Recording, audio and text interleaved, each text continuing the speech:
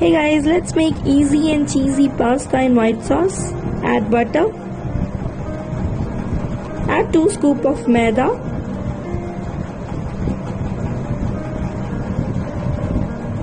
Mix it well.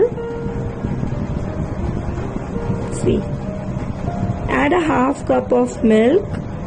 Mix it really very well to form a paste. Add any pasta masala or Domino's oregano masala. Mix it well.